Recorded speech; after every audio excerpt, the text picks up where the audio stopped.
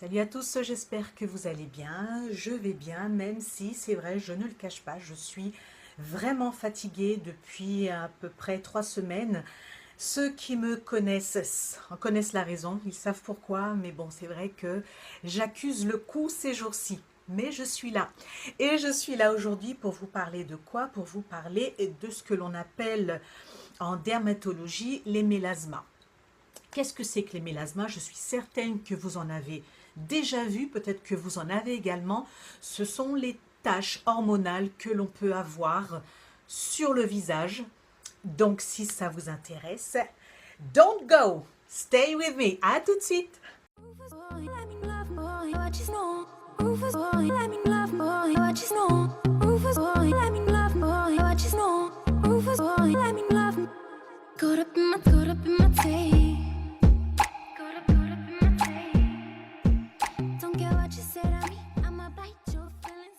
Premièrement, il faut savoir que les mélasmas, elles peuvent être d'ordre génétique. Les personnes qui ont ma carnation, voire plus clair, donc les gens très métissés, ont tendance à développer ce genre de taches quand elles approchent de la quarantaine. Et puis, vous avez les taches qui apparaissent aussi, donc on appelle ça communément le masque de grossesse. Donc, ces taches apparaissent lors de la grossesse et disparaissent après l'accouchement, comme elles sont venues, donc sans traitement, elles disparaissent.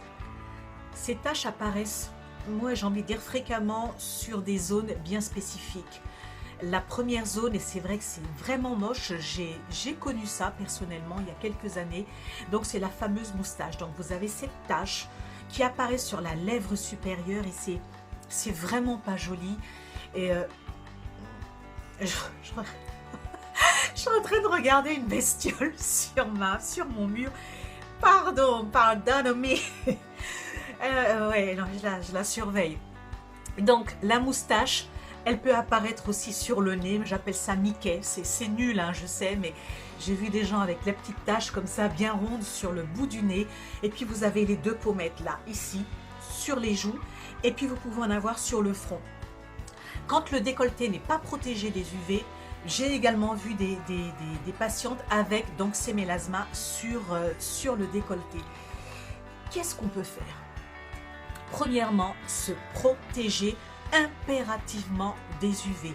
Vous allez vous exposer, pas de souci, vous faites comme vous voulez, mais un indice, un écran total, indice 50 et plus. Sincèrement, c'est indispensable. Mettez vraiment le must du must et protégez-vous le visage et tout le corps et pensez à en remettre régulièrement. Alors si on met de la crème solaire et qu'on doit se maquiller après, donc tout le team fond de teint, etc., pas évident, mais c'est vrai qu'aujourd'hui sur le marché, on trouve des crèmes solaires très fluides et qui ne vous font pas, vous savez, de masque blanchâtre. Donc vous pouvez trouver de très bonnes crèmes. Je vous mettrai les crèmes adéquates en barre d'infos ou sur l'écran quelque part, vous allez voir. Et vous pouvez très bien vous maquiller par-dessus. Il faut savoir également, je sais que vous le savez pour la plupart d'entre vous, que dans certains fonds de teint, vous avez des SPF. Mais vous ne trouverez jamais de fond de teint avec un SPF de 50 et plus. Je n'en connais pas, en tout cas. Les traitements, il n'y en a pas. Il n'y en a pas, mais il y a des traitements un peu préventifs et des traitements qui vont permettre d'atténuer vos taches.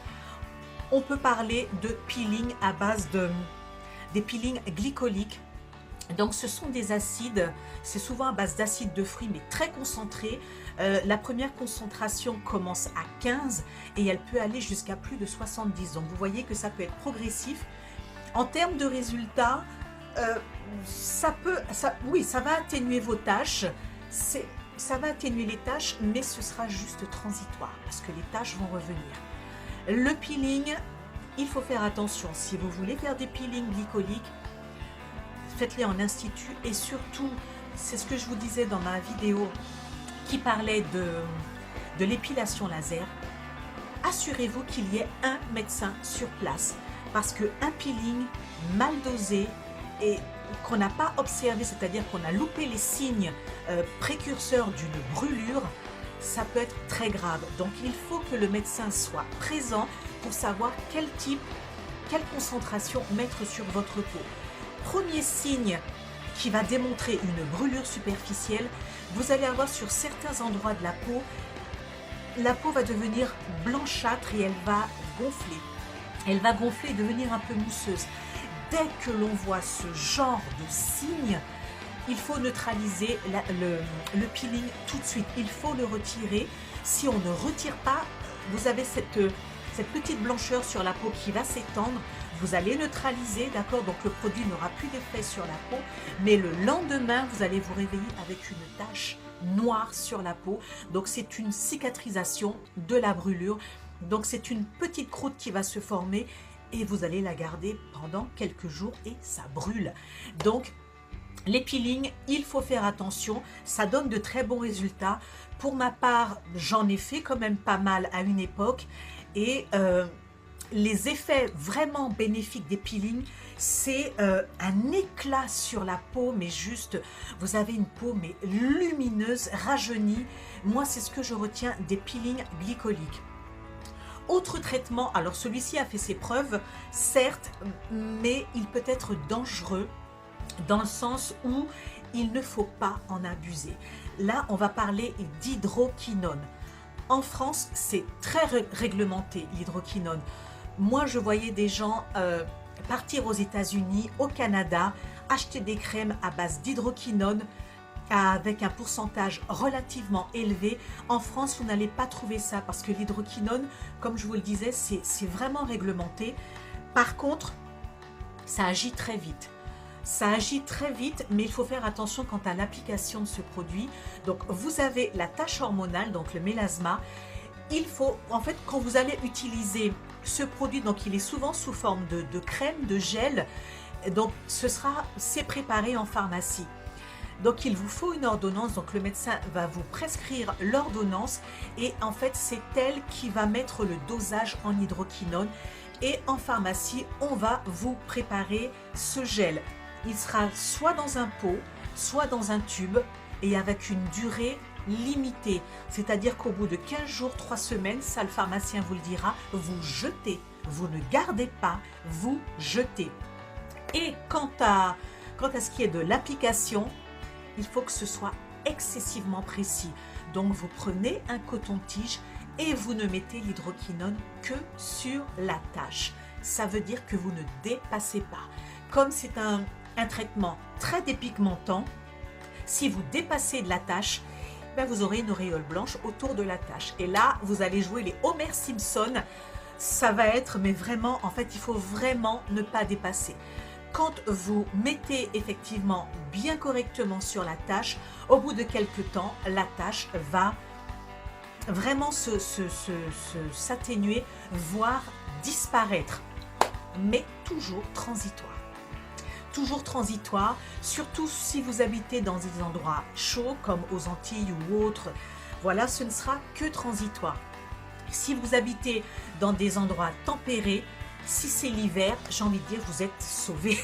Parce que vous allez traiter vos mélasmas et il y a peu de chances que ça revienne, sauf en été, mais vous mettez votre crème solaire, indice 50 et plus.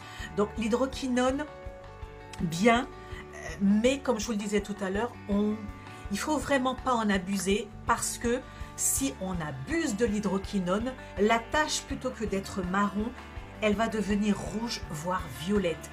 Alors j'ai vu des gens comme ça et franchement c'est juste horrible. Donc il faut vraiment y aller avec parcimonie et je le dirai jamais assez, je le répète encore dans cette vidéo, mieux vaut prévenir que guérir. Donc le soleil, il y en a qui aiment le soleil et qui s'exposent au soleil, ben oui, de façon outrageuse. Et après, donc on a ces mélasmas, on a les ridules, etc. Donc bon, le soleil, faites attention, protégez-vous du soleil. Donc voilà pour les mélasmas. Alors oui, j'ai eu des mélasmas, j'ai eu cette fameuse moustache qui est très très atténuée aujourd'hui. Alors j'ai un traitement que je ne vous en ai pas parlé parce que je n'ai pas envie de vous dire de faire comme moi. Moi, j'ai un traitement depuis déjà un moment, donc pas pour les mélasmas. C'est un traitement pour l'acné puisque j'ai vraiment une acné assez poussée et j'ai entre guillemets la chance que ça atténue justement les mélasmas. Mais je sais aussi que le jour où j'arrêterai ce traitement, ça va revenir en force et je vais me retrouver avec cette moustache à la Zorro qui est juste horrible. Et donc, je sais pas, dites-moi dans les commentaires si vous avez envie que je vous parle de ce traitement. Alors, il n'est pas dangereux, mais il y a des effets indésirables. Moi, je les gère parce que j'ai un style de vie qui convient à ce traitement, mais je ne peux pas en parler comme ça. Donc, si vous avez envie de savoir, posez-moi la question dans les commentaires, je vous y répondrai. Peut-être que je ferai une vidéo dessus également un jour, qui sait. Voilà. Voilà pour ce qui est des pseudo-traitements des mélasmas. En parapharmacie, vous pouvez trouver des traitements qui sont vraiment pas mal, comme la gamme Eucérin ou Eucérine, comme vous voulez. Donc, vous avez ce genre de traitement que j'ai testé et franchement, ça marche plutôt pas mal. En moins d'une semaine, vous avez quand même les taches atténuées, on va dire à 50%. Donc, allez en parapharmacie, allez voir cette gamme, donc Eucérin, Eucérine, si vous préférez, et puis essayez. Après, il y a d'autres marques qui sont très bien, que je vous mettrai également en barre d'infos. Voilà, donc je pense que j'ai tout dit. Si vous avez des questions, parce que là, ouais, je suis juste crevée. Si vous avez des questions, je vous y répondrai quand mon cerveau sera aware. Donc voilà, donc pardon pour ça, hein, oui, on peut tous être fatigués, hein. Et donc voilà les amis.